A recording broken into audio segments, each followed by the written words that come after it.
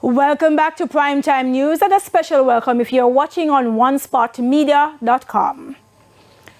We begin with news this evening that a search is underway to locate 3 wards of the state who fled the Rio Cobre Juvenile Correctional Center in St. Catherine earlier today.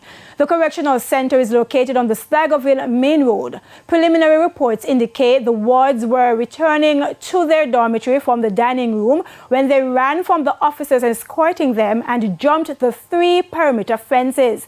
The Department of Correctional Services says it has notified the Jamaica Constabulary Force.